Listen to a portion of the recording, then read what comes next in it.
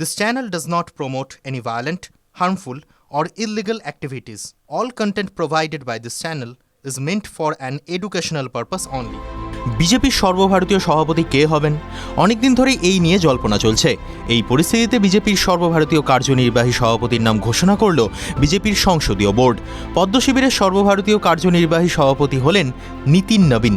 বিহারের ক্যাবিনেট মন্ত্রী তিনি। রবিবার বিজেপির তরফে এক বিবৃতিতে বলা হয়েছে, দলের সংসদীয় বোর্ড নীতিন নবীনকে সর্বভারতীয় কার্যনির্বাহী সভাপতি হিসেবে বেছে নিয়েছে।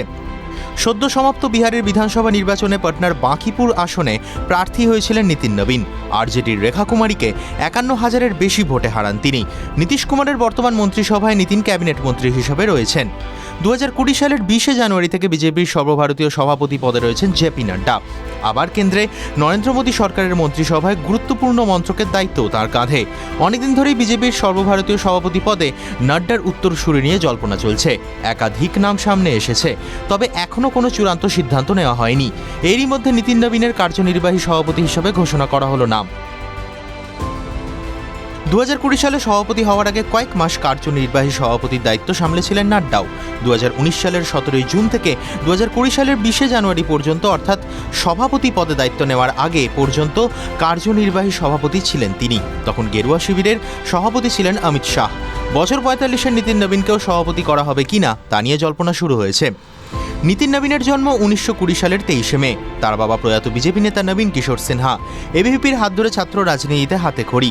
2010 সালে প্রথমবার বিধানসভা নির্বাচনে প্রার্থী হন। বাঁকিপুর আসন থেকে জয়ী হন তিনি। তারপর থেকেই এই কেন্দ্রে জিতে আসছেন। TV9 Bangla digital.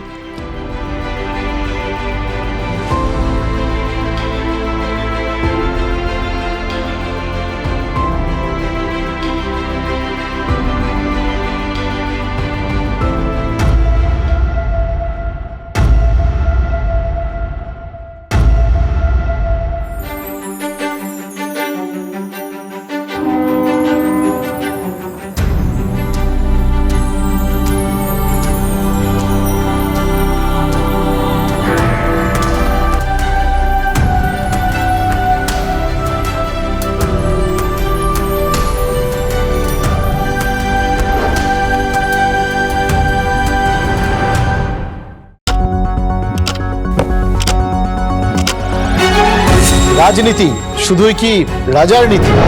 রাজা উজিরের চোখে নয়, আপনার আমার চোখে সমাজের ছবি। কঠিন কথা সহজভাবে না বললেই নয়। প্রতিদিন রাত 9টায় TV9 বাংলায়। TV9 বাংলা না দেখলেই নয়।